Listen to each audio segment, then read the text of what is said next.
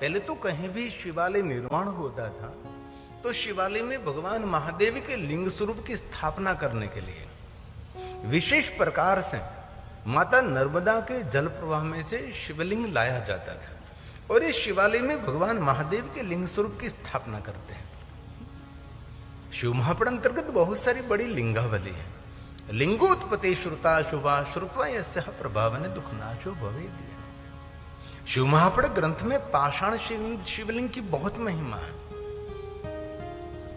पत्थर में से कोई भी शिल्पकार शिवलिंग निर्माण करते उसको पाषाण शिवलिंग कहते हैं, लेकिन जो बाणलिंग है उनकी विशेष महिमा है। स्फटिक शिवलिंग, नर्मदेश्वर महादेव का शिवलिंग, सुगंधी शिवलिंग, पुष्प शिवलिंग, यौगधूम लिंग, एक पारदलिंग की विशेष महिमा है।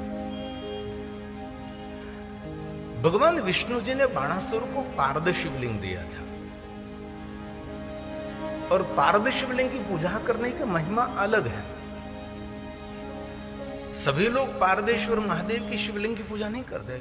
मरकुरी के अंदर कोई वस्तु मिश्रित करके उसको बांधा जाता है, जो पारा में से शिवलिंग निर्माण होता है, उसको कहते हैं पारद शिवलिंग। और आप पारद शिवलिंग की पूजा करते हैं तो इस महादेव को स्नान कराया हुआ जल कभी मुख में रखना नहीं चाहिए, क्योंकि एक प्रकार से पारो ये पॉइजन है। और पारद शिवलिंग की पूजा योगी महापुरुषों के लिए प्रधानता दी गई है। भगवान विष्णु जी ने बाणासुर को कहा था, बाणासुर ये पारद शिवलिंग की पूजा कोई सामान्य पूजा नहीं, बहुत सावधानी के साथ उसकी पूजा करो। और बाणासुर ने पारदेश्वर महादेव की लिंग की पूजा करते करते बहुत बड़ा सामर्थ्य हासिल किया था। स्वयं देवराज इंद्र भी उनके आगे घास के तूरण के बराबर लगने लगा। पूरी दुनिया को उसने परिजन बना लिया था। ये बाणासुर की महादेव की श्रेष्ठ भक्ति रही। बालू का शिवलिंग की भी अद्भुत महिमा है। रेत में से शिवलिंग निर्माण किया जाता है। रत्नलिंग, सुवर्णलिंग, रजतलिंग, ताम्रलिंग, रत्नलिंग, दीपलिंग, ज्योतिलिंग, चलित शिवलिंग। आपके घर में जो शिवलिंग रखते हैं उसको कहते हैं चलित शिवलिंग। कहीं भी इस शिवलिंग को ले जा सकते हैं। वैसे तो ये में ऐसा है कि घर में जो शिवलिंग रखते हैं उसको अंगूठा का नाप का होना चाहिए, तो 4 अंगुली के नाप का होना चाहिए। बड़ा है तो उसकी नियमित पूजा करनी चाहिए। इसलिए विधान ऐसा है कि अंगूठे के नाप का शिवलिंग रखे तो ठीक रहता है। कई लोगों का प्रश्न है, एक से ज्यादा शिवलिंग रख सकते हैं? क्यों नहीं? भगवान महादेव का शिवलिंग स्वरूप एक से ज्यादा आप घर में रख सकते हैं। इरता फिरता शिवलिंग चलित शिवलिंग है। आत्मलिंग की भी अद्भुत महिमा गाई, भूमंडल शिवलिंग की महिमा गाई। पार्थेश्वर महादेव की तो महिमा अनंत है। धन धान्य के आटे में से शिवलिंग भी निर्माण किया जाता है, उसको गुदुम लिंग कहते हैं। पुष्पलिंग की एक महिमा, चंदन घिसकर अष्टगंध मिश्रित करके चंदन में से शिवलिंग बनाया जाता है, उसको सुगंधी शिवलिंग कहा जाता है। भगवान विष्णु जी ने लक्ष्मी जी को स्फटिक शिवलिंग दिया था। अभी स्फटिक सही मिलना मुश्किल है, इसलिए बाजार में से कभी स्फटिक शिवलिंग खरीदना नहीं चाहिए। ज्यादातर क्रिस्टल की स्फटिक शिवलिंग की पूजा करें। भगवान विष्णु जी ने अपने कर कमलों के द्वारा लक्ष्मी जी को स्फटिक शिवलिंग दिया और लक्ष्मी जी नियमित भगवान महादेव का पूजन करते थे। प्रातःकाल लक्ष्मी जी भगवान स्फटिक शिवलिंग का पूजन करें। ये एंगल ही ठीक नहीं लग रहा मुझे, ये क्या मेरे का।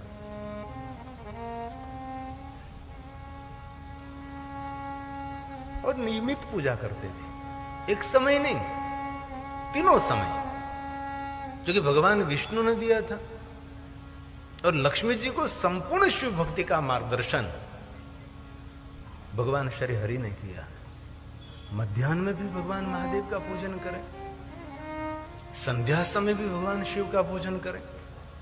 और विष्णु पत्नी लक्ष्मी नियमित पंचाक्षर मंत्र का जाप करती थी। और महादेव की पूजा में, महादेव की भक्ति में लक्ष्मी निरंतर रत रहती थी।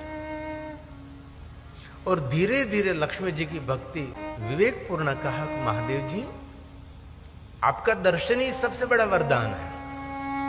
योगी महापुरुष बहुत समय तक तपस्या करते तो भी आपका दर्शन नहीं होता भगवान। और मेरी सरल भक्ति से महादेव आप मेरे सामने प्रत्यक्ष प्रकट हुए, उससे बड़ा वरदान क्या हो सकता है महादेव जी। इसलिए आपका दर्शन ही मेरे लिए सबसे बड़ा वरदान है। तो अभी भगवान महादेव आप मुझे मांगने के लिए कह रहे, इसीलिए मैं भगवान आपको कहते। विष्णु पत्नी लक्ष्मी ने कहा, महादेव हमारा संपूर्ण प्रेम भगवान विष्णु जी के चरणों में रहे और हमारे हृदय में महादेव जी आपकी भक्ति रहे। बस ऐसी कृपा करो कि महादेव जी आपकी भक्ति से कभी मैं वंचित ना रहूं। मेरे जीवन की एक भी पल ऐसी नहीं होनी चाहिए कि भगवान मैं आपको भूल जाऊं। निरंतर आपकी स्मृति, आपकी याद, आपका स्मरण, आपका भजन मेरे चित्त में रहे भगवान। मेरे हृदय में आप रहे महादेव जी। मेरा संपूर्ण प्रेम विष्णु जी के चरणों में रहे। लक्ष्मी जी ने भगवान महादेव के आगे मांगा है। और भगवान शिव जी की पत्नी दक्ष पुत्री सती दक्ष यज्ञ में अपना देह का त्याग कर रही थी। तब भगवान महादेव की पत्नी सती ने भगवान विष्णु के पास से मांग लिया, सती मरत हरिसन बरो मागा, जन्म जन्म शिव पद अनुरागा। दक्ष महाराज की पुत्री, और दक्ष महाराज ने भगवान शिव के साथ उसका विवाह किया। और सती जब देह त्याग कर रही थी तब सती भगवान श्री हरि भगवान विष्णु को याद करके कहते थे कि जन्मों जन्म तक भगवान शिव जी के चरणों में मुझे प्रेम रहा। कितना सुंदर समन्वय है देखो। या भगवान विष्णु जी की पत्नी लक्ष्मी जी भगवान महादेव के आगे मांग रही है कि मुझे विष्णु भगवान के चरणों में प्रेम रहे, आपकी भक्ति मेरे हृदय में रहे। और यहां शंकर जी की पत्नी सती भगवान श्री हरि विष्णु को कह रही है कि हरि, हे भगवान विष्णु बस कृपा करो, जन्मों जन्म तक मुझे भगवान महादेव के चरणों में भक्ति रहे, मेरा प्रेम रहे। महादेव ने कहा, लक्ष्मी धन्य है आप, और कुछ आपके मन में जो मांगने की इच्छा है तो आप मांग सकते हैं, अभी भी अवसर है। ये बात भगवान महादेव ने उपमन्यु ऋषि को भी कहा था। व्यार्धपाद का पुत्र उपमन्यु ऋषि अपनी निर्धनता, अपने दरिद्रता को दूर करने के लिए जब भगवान महादेव का आराधन कर रहे थे और उपमन्यु ऋषि को भगवान महादेव जी मिले तो महादेव ने कहा कि उपमन्यु जी आपके मन में जो इच्छा है आप मेरे पास से कुछ वचन मांगे। तब उपमन्यु ऋषि ने कहा, भगवान आपके दर्शन मात्र से मेरी जो मांगने की वृत्ति थी सभी वृत्ति समाप्त हो गई। और हमारे जीवन में भी ये सोचना चाहिए, जहां तक हम भगवान के आगे मांगते रहते हैं वहां तक इतना जरूर याद रखिए हम भगवान से बहुत दूर हैं। जब भक्त भगवान के आगे मांगना बंद कर देते हैं तब भगवान हमारे निकट है, लेकिन ज्यादातर मांगते रहते हैं। जब भगवान महादेव जी प्रभास तीर्थ में चंद्र महाराज को मिले थे तब भगवान महादेव ने कहा कि चंद्र मेरे पास से कुछ वरदान मांगिए। अत्रि पुत्र चंद्र, अनुसुया का पुत्र चंद्र ने कहा था, भगवान महादेव जी दर्शन मात्र से सब कुछ मिल जाता है।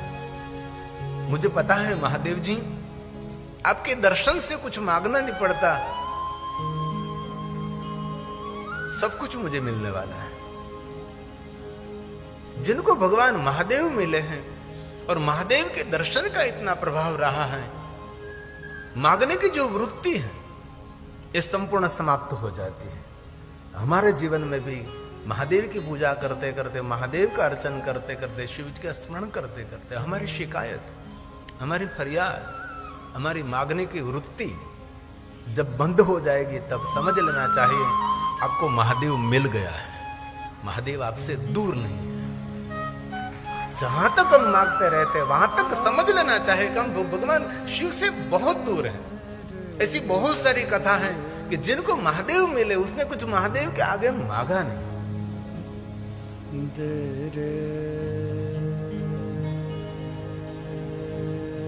यज्ञदत्त का पुत्र गुणनिधि भगवान महादेव को मिला तो भगवान महादेव ने कहा, गुणनिधि तेरे पास कोई मांगने की इच्छा है तो मांग सकता है। गुणनिधि ने कहा कि नहीं नहीं महादेव जी, आपका दर्शन हो गया, मुझे कुछ भी मांगने की इच्छा नहीं है। इस गुणनिधि ने कुछ भी नहीं मांगा और भगवान महादेव ने इस गुणनिधि को अपना मित्र बनाया और अलकापुरी का मालिक भी बनाया, जिनका नाम अलकेश है। ऐसी तो बहुत सारी कथा मिलेगी जिनको भगवान महादेव मिले और शिवजी प्रत्यक्ष आ गए, कभी कुछ भी नहीं मांगा। और यहां महादेव जी कहते हैं, विष्णु पत्नी लक्ष्मी मन में कोई इच्छा है तो अब वचन मांग सकती है, वरदान मांग सकती है। नहीं नहीं महादेव जी, बस आपकी भक्ति मेरे हृदय में अर्पण रहे और मेरे मन में दूर दूर तक कोई मांगने का कोई भाव प्रकट न हो भगवान। लक्ष्मी जी ने भगवान महादेव को कहा। तब भगवान शंकर जी ने कहा कि लक्ष्मी,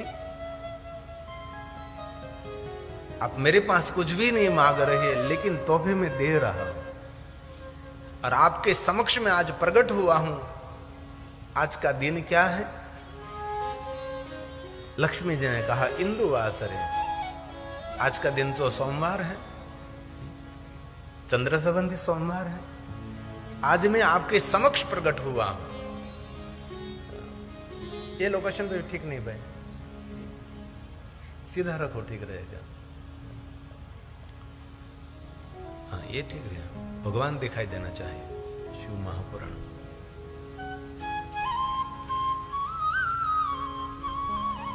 महादेव ने कहा, लक्ष्मी सोमवार के दिन किसकी प्रधानता है? लक्ष्मी ने बहुत विवेक के साथ कहा कि महादेव जी, सोमवार तो आपका ही स्वरूप है और सोमवार तो शांति देने वाला, सुमति देने वाला, संपत्ति देने वाला, संतति देने वाला है। चंद्र संबंधी है और शांति संबंधी है, सोम संबंधी है। सोमवार स्वयं आपका स्वरूप है। तो महादेव ने कहा, लक्ष्मी जी सोमवार के दिन किसकी पूजा करनी चाहिए? विष्णु पत्नी लक्ष्मी ने कहा कि महादेव जी, सोमवार दिन तो आपकी पूजा की प्रधानता है। सोमवार तो आपका स्वयं का है। सोमवार के दिन आपकी कोई पूजा करे, अर्चन करे, दर्शन करे, सुमति, संपत्ति, संतति, सब कुछ आप देते हैं सोमवार के दिन। और भगवान महादेव ने स्वयं ने कहा कि लक्ष्मी, आपको पता है? लक्ष्मी ने कहा, महादेव जी, सोमवार के दिन जो श्वेत वस्त्र धारण करके आपकी विशेष प्रकार से श्वेत पुष्पों से, श्वेत चंदन से, श्वेत नैवेद्य से और श्वेत भस्म से जो आपका पूजन करते हैं, उनकी सभी मनोकामना महादेव जी आप पूर्ण करते हैं। इसलिए हम सबको भी याद रखना है, सोमवार के दिन श्वेत वस्त्र धारण करें। श्वेत वस्त्र की बहुत महिमा है सोमवार के दिन। भले रोज ना पहने श्वेत वस्त्र, लेकिन सोमवार के दिन एक नियम बनाओ कि मैं श्वेत वस्त्र धारण करूंगा, क्योंकि शिव की उपासना में श्वेत वस्त्र की प्रधानता है। मैं दशनाम हूं, मुझे तो भगवा पहनना चाहिए। बहुत सारे दशनाम कहते भी कि बापू अब क्यों भगवा नहीं रखते, अब क्यों केसरी नहीं रखते, लेकिन महादेव की साधना में श्वेत वस्त्र की प्रधानता है। जिनको महादेव की साधना करने, उसको विशेष प्रकार से श्वेत वस्त्र धारण करें। इसलिए सोमवार के दिन श्वेत वस्त्र धारण करके, श्वेत पुष्प है, बहुत सारे श्वेत पुष्प मिल गए सफेद, महादेव का विशेष प्रकार से पूजन करें। चावल से विशेष प्रकार से श्वेत नैवेद्य अर्पण करें। चंदन भी श्वेत, केसरी युक्त चंदन नहीं। और श्वेत नैवेद्य, पुष्प, श्वेत वस्त्र, और विशेष हो सके तो श्वेत ध्वजा भगवान महादेव को अर्पण करें। इसलिए सोमवार की बहुत प्रधानता है। इसलिए कल सोमवार है।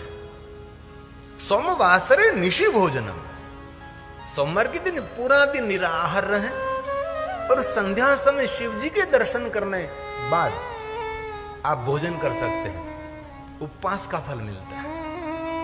और हो सके तो सोमवार के दिन मौन रहे। इस श्रेष्ठ महादेव की उपासना है। 16 सोमवार का व्रत करें। इसमें अलग अलग पद्धति हो सकता है। शक्कर का पानी पीकर पूरे दिन निराहार रहते, उसको कहते हैं साकरिया सोमवार। गेहूं की भाखरी पूरे 24 घंटे में एक खानी है, उसको कहते हैं भाखरिया सोमवार। ऐसे अलग अलग सोमवार के व्रत होते हैं। और महादेव के भक्तों के लिए जीवन पर्यंत सोमवार का व्रत करना चाहिए। और ये सोमवार के व्रत की महिमा यमराजा ने कही है, और हम सबको यमराजा को तो मिलना ही है। और हमारे महादेव के भक्तों के लिए गौरव की बात है, यमराजा महादेव के परम भक्त हैं। संपूर्ण भगवान महादेव की भक्ति में रत रहते हैं। एक बार यमदूतों ने पूछा था कि हे महाराजा यमराज, आप जब सभी जीवों को दंड देते हैं, लेखा जोखा करते हैं, तब भगवान आप भाल में भस्म का त्रिपुंड नहीं करते, आप रुद्राक्ष को भी धारण नहीं करते हैं। जब जीवों का लेखा जोखा करते तब आप भगवान शिव जी को याद भी नहीं करते। तब यमराज ने कहा था, दूतों, महादेव ने दिया हुआ कार्य है, इसीलिए मैं काम कर रहा हूं, मेरा कार्य है। जिनका जो पुण्य, जिनका जो कुकर्म है, उसका मुझे लेखा जोखा न्याय करना है। लेकिन आप भाल में भस्म और रुद्राक्ष क्यों नहीं पहनते? तब यमराजा ने कहा था, मैं भाल में भस्म का त्रिपुंड करके और कंठ में रुद्राक्ष पहनकर मैं जो बैठूं और कोई पापी जीवात्मा मेरे सामने आवे तो उसको मुझे कैलाश लोक देना पड़ता है, क्योंकि मेरे भाल में भस्म का त्रिपुंड करने मात्र से जीवात्मा मुक्त हो जाता है। मेरे अंग पर रुद्राक्ष देखने मात्र से जीवात्मा को मुझे मुक्ति देनी पड़ती है। इसलिए जब मैं कार्य करता हूं तब मैं ये धारण नहीं करता। और यमराजा ने दूतों को कहा है कि हे दूतों, जो सोमवार का व्रत नहीं करते उसको मेरे पास कभी नहीं लाना, उसको सीधा नरक भूमि में ले जाओ। जो भाल में भस्म का त्रिपुंड नहीं करता वो भी उसको मेरे पास नहीं, सीधा उनको नरक भूमि में ले जाओ। और रुद्राक्ष कभी धारण नहीं करता वो भी नरक के अधिकारी है। यमराजा ने महादेव की भक्ति के लिए बहुत बहुत बातें कही है। कोरोना काल में जब हम ऑनलाइन कथा गा रहे थे तब हमने लगातार एक कथा में यमराज की महादेव की भक्ति पर वर्णन किया था। यमराज ने महादेव के भक्तों के लिए कितनी कितनी प्रशंसा की है। जो यमराजा महादेव के परम भक्त हैं और यमेश्वर महादेव लिंगों की बहुत सारी स्थापना की है, ये यमराजा है। इसलिए कल सोमवार है तो श्वेत वस्त्र धारण करके भगवान शिव जी का श्वेत पुष्पों से पूजन करें। सभी कामना, सभी मनोकामना पूर्ण करते। आज भगवान महादेव ने कहा, लक्ष्मी, सोमवार के दिन मेरी पूजा की प्रधानता आपने कही है। आपकी भक्ति से मैं बहुत प्रसन्न हूं लक्ष्मी। मैं आपको आज वचन देता हूं, 7 बार में ये सोमवार मेरा स्वरूप है, मेरी पूजा की प्रधानता है। परंतु हे लक्ष्मी, जो कोई मनुष्य सोमवार के दिन हे विष्णु पत्नी लक्ष्मी आपकी पूजा करेगी, उसको आपको संपत्ति अर्पण करना है। इसलिए आज से सोमवार के दिन मेरी पूजा की तो प्रधानता रहेगी, लेकिन मेरे से ज्यादा विष्णु पत्नी लक्ष्मी आपकी पूजा की प्रधानता रहेगी। इसीलिए सोमवार के दिन विशेष लक्ष्मी जी की पूजा करनी चाहिए। और जो सोमवार के दिन लक्ष्मी जी की पूजा करके ब्राह्मणों को भोजन कराते हैं, उनकी संपत्ति की इच्छा पूर्ण होती है। ऐसा शिव महापुराण ग्रंथ में विस्तार से कहा। और लक्ष्मी जी ने तुरंत कहा कि महादेव जी, ये आपकी उदारता है, मुझे कुछ बोलना है महादेव, आप मुझे अनुमति दे रहे हैं? भगवान महादेव ने कहा, अरे विष्णु पत्नी लक्ष्मी, आप बोल सकती हैं, मुझे और भी आपको वरदान देना है। लक्ष्मी ने कहा, महादेव आप दे सकते हैं। तब महादेव ने कहा, लक्ष्मी एक प्रश्न का उत्तर मुझे दीजिए आप, इस पूरे देवलोक में आपका परिचय क्या है? विष्णु पत्नी लक्ष्मी ने कहा, पूरे देवलोक में मेरा परिचय है विष्णु पत्नी लक्ष्मी का। सभी देवता देवगण आपको क्या कहते हैं? सभी ऋषि मुनि तो विष्णु पत्नी लक्ष्मी, विष्णु पत्नी लक्ष्मी। आपका परिचय विष्णु पत्नी लक्ष्मी है, लेकिन थोड़ा सा मुझे आज आपका नाम बदलना है। लक्ष्मी ने कहा कि महादेव जी मेरा नाम बदले गया। तब महादेव ने कहा कि लक्ष्मी, जो मेरी भक्ति करते हैं ना, उसका नाम बदलने की क्या बात करो, उसका भाग्य भी मैं बदल सकता हूं। जो मेरे चरण चरण में एक बार पहुंच जाता है, उनका भाग्य भी मैं बदल सकता हूं। कहिए महादेव जी आप क्या कहना चाहते हैं? तब स्वयं महादेव ने कहा, हे लक्ष्मी, अब तक तो आपका परिचय एक ही था, विष्णु पत्नी लक्ष्मी, विष्णु पत्नी लक्ष्मी। लेकिन आपने महादेव की उपासना की है, इसलिए आज से देवलोक सर्वलोक में देव दूत सब आपको विष्णु पत्नी लक्ष्मी नहीं, आज से विष्णु पत्नी महालक्ष्मी से आपको संबोधित किया जाएगा। महाशब्द भगवान महादेव ने स्वयं ने लक्ष्मी जी को दिया। तब से हम विष्णु पत्नी लक्ष्मी नहीं बोलते, हम विष्णु पत्नी महालक्ष्मी बोलते हैं, क्योंकि महादेव की भक्ति की है, महादेव की साधना उसने की है। अब लक्ष्मी जी ने कहा फिर से, भगवान मैं कुछ बोल सकती हूं? महादेव ने कहा, अरे लक्ष्मी जी बोलिए आप। तब लक्ष्मी जी ने कहा, महादेव जी आपने मुझे महालक्ष्मी का सम्मान दिया है, तो सुनो महादेव, जो कोई सोमवार के दिन आपकी पूजा करेंगे, सोमवार के दिन विशेष प्रकार से आपका दर्शन करेंगे, आपका स्मरण करेंगे, इस मनुष्य पर विष्णु पत्नी लक्ष्मी प्रसन्न नहीं रहेगी, उस मनुष्य पर विष्णु पत्नी महालक्ष्मी प्रसन्न रहेगी। जायते नात्र संशय, जो लक्ष्मी महालक्ष्मी कृपा करेगी तब ये लक्ष्मी कभी खाली नहीं होती। दिन प्रतिदिन इस लक्ष्मी की वृद्धि रहती है। लक्ष्मी कामोर्चये शिवम, महादेव की जो उपासना करते हैं उसको लक्ष्मी नहीं मिलती, उसको महालक्ष्मी मिलती है। कैसी लक्ष्मी? सभी कामना की पूर्ति करने वाली लक्ष्मी, कामोर्चये, कामना पूर्ण करने वाली लक्ष्मी, कामोर्चये शिवम, पूरे परिवार का कल्याण करने वाली लक्ष्मी महादेव की भक्ति करने वालों को मिलता है। सुंदर विचार प्रदान करने वाली, सुंदर दिशा दिखाने वाली ऐसी लक्ष्मी मिलेगी। जो लक्ष्मी सत कार्य, सत प्रवृत्ति में, धर्म कार्य, परोपकार में, जगत हित के लिए इस लक्ष्मी का सदुपयोग हो, ऐसी लक्ष्मी कृपा करती है। जो महादेव की उपासना करते, जो शंकर भगवान की उपासना करते हैं। आज महादेव ने कहा, लक्ष्मी अभी तक तो सोमवार मेरे नाम से था, लेकिन आज से सोमवार लक्ष्मी जी आपका रहेगा और आपका पूजन सोमवार के दिन विशेष रहेगा। ये भगवान महादेव है, इसलिए सोमवार के दिन विशेष प्रकार से श्वेत वस्त्र पहने, श्वेत पुष्पों से महादेव का पूजन करें। शिव जी की पूजा आप घर में भी कर सकते हैं, जिनको हम चलित शिवलिंग कहते हैं। और भगवान महादेव ने लक्ष्मी जो पूजा कर रही थी, स्फटिक शिवलिंग, इनमें अपना तेजोमय स्वरूप स्थिर किया है। और नारी शरीर के लिए स्फटिक शिवलिंग श्रेष्ठ माना जाता है। नारी शरीर के लिए एक स्फटिक शिवलिंग और दूसरा पार्थेश्वर महादेव। मिट्टी में से जो शिवलिंग निर्माण किया जाता है उसको पार्थेश्वर महादेव कहते हैं। विशेष प्रकार से पार्थेश्वर महादेव का पूजन करें। एक शिवलिंग से लेकर 1 करोड़ 10 करोड़ शिवलिंग के विधान है। कितने शिवलिंगों की पूजा करने से क्या फल मिलता है, ऐसा बहुत सारा महात्म्य शिव महापुराण ग्रंथ में। और एक गुरुलिंग की भी महिमा है।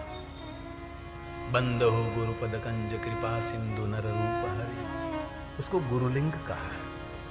आपका जो सदगुरु है वो भी साक्षात महादेव का स्वरूप है। इसलिए शिव महापड़ ग्रंथ में गुरुलिंग की भी महिमा गाई है, गुरुदेव की महिमा भी शिव महापड़ ग्रंथ में कही है। और बहुत लोग कहते हैं कि सदगुरु को कभी बदलना नहीं चाहिए, ऐसा नहीं होता। 6 महीने की अवधि है, किसी के पास से आपने दीक्षा ली, 6 महीने तक आपको कुछ भी सीखने को नहीं मिला, कोई भी मार्गदर्शन नहीं मिला, कोई आध्यात्मिक मार्गदर्शन नहीं मिला, कोई जीवन पथ नहीं मिला, तो 6 महीने के बाद इस सदगुरु को छोड़कर अन्य सदगुरु के पास जा सकते हैं। और जिन सदगुरु को आपने छोड़ दिया उसकी कभी निंदा नहीं करनी चाहिए, उसके अनुयायी की कभी निंदा नहीं करनी चाहिए। ऐसा कहीं नहीं कहा। कहीं लोग कहते एक बार सदगुरु बना लिया दूसरा नहीं बना सकते। दत्तात्रेय भगवान को 24 गुरु की महिमा थी,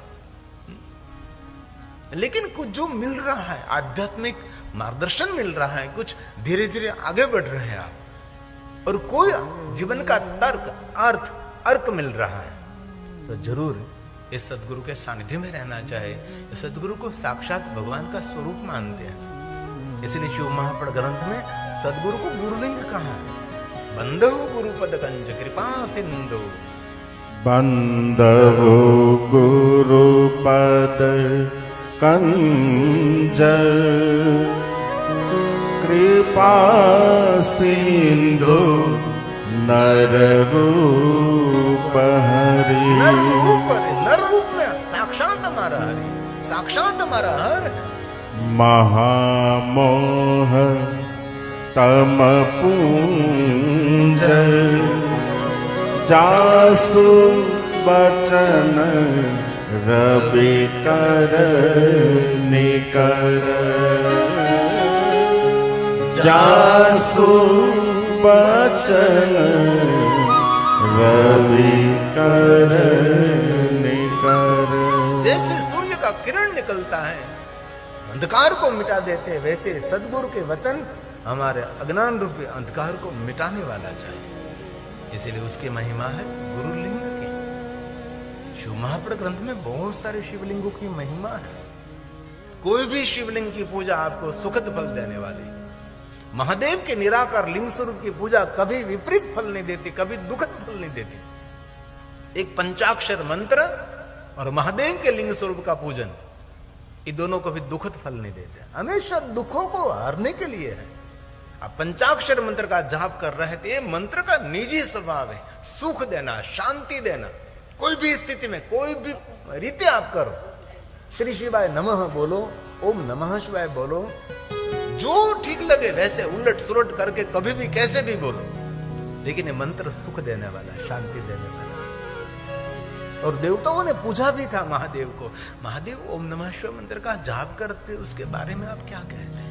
तब महादेव ने स्वयं ने कहा, जो निरंतर अविरत ओम नमः शिवाय मंत्र का जाप करते हैं, इस मेरे भक्त के आगे आगे मैं त्रिशूल लेकर चलता हूं। तब सभी देवताओं ने कहा, महादेव बात समझ में नहीं आई, अब क्या कहना चाहते हैं? तब भगवान महादेव ने कहा, देवताओं जो निरंतर ओम नमः शिवाय मंत्र का जाप करते हैं, उनके आगे आगे इसीलिए मैं चलता हूँ, उसके मार्ग में कोई कांटे कंकर है दूर करने के लिए, और आगे इसीलिए चलता हूँ कि उसके भाग्य के द्वार खोलने के लिए। जो निरंतर ओम नमः शिवाय मंत्र का जाप करते हैं, ये मंत्र की अद्भुत महिमा है। हमने कोरोना काल में पूरे 9 दिन इस पंचाक्षर मंत्र पर कथा करी थी। पूरे पंचाक्षर पंचाक्षर पंचाक्षर। ओम नमः शिवाय ये मूल मंत्र है। ओम श्री शिवाय नमस्तभ्यम ये भगवान शिव जी को नमस्कार है। हमारे ऋषि मुनि मंत्र के दृष्टा थे, कैसे मंत्र बोलना चाहे उनका विधान है। ये शिव जी मैं आपको नमस्कार करता हूं, ऐसा भाव इसमें छुपाया है ना। ओम नमः शिवाय मंत्र का अर्थ है ओम मतलब समग्र ब्रह्मांड,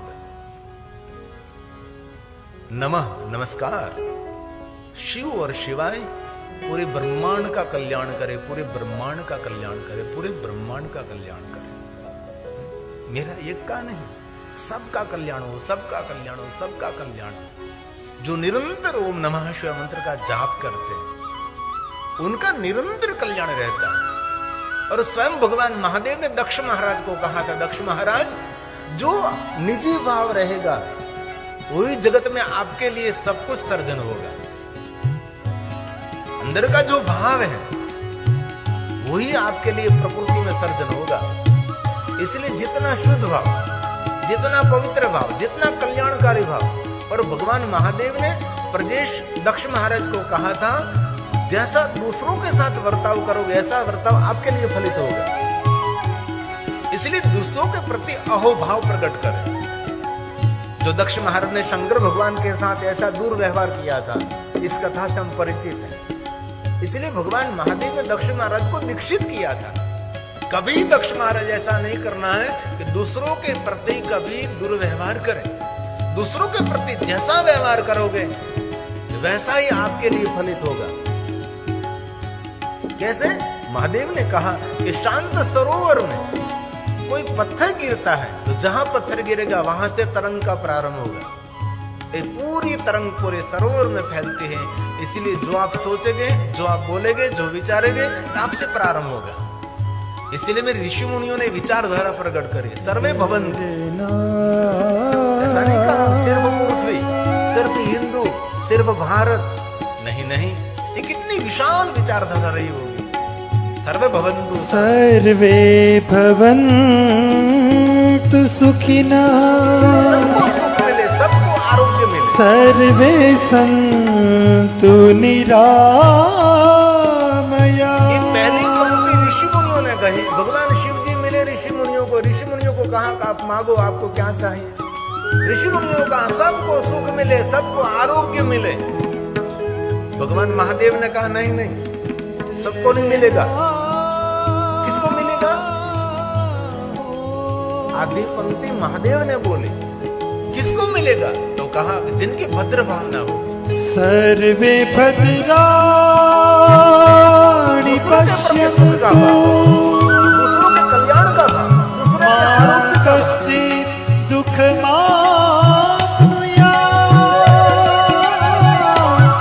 सर्वे भवन्तु सुखिनः, सर्वे सन्तु निरामया।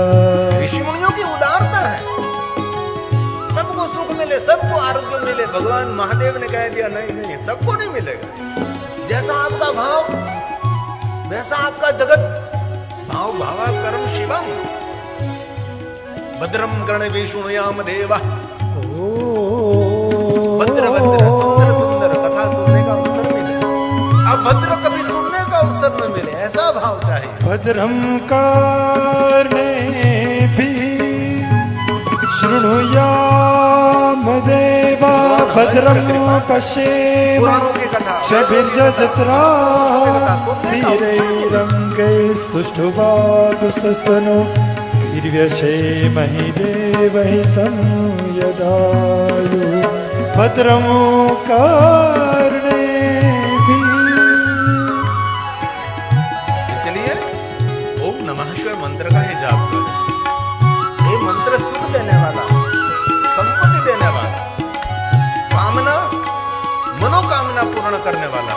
कोई भी स्थिति में जिस अपवित्रता का वर्णन यहां से नहीं कर सकता, ऐसी अपवित्र अवस्था में भी ओम नमः शिवाय, ओम नमः शिवाय, ओम नमः। मेरे पास श्लोकात्मक प्रमाण है सब कुछ, इसलिए मैं बोल सकता हूँ। ये सुख देने वाला, शांति देने वाला मंत्र है। इसलिए बच्चे भी बोल सकते हैं, किशोर भी बोल सकता है, युवान भी बोल सकता है, प्रौढ़ भी बोल सकता है और वृद्ध भी बोल सकता है। सभी के लिए मंत्र है। देवताओं, ऋषि मुनि, देव गण, दूत भूत, सबका मंत्र है, पंचाक्षर मंत्र है। ओम नमः।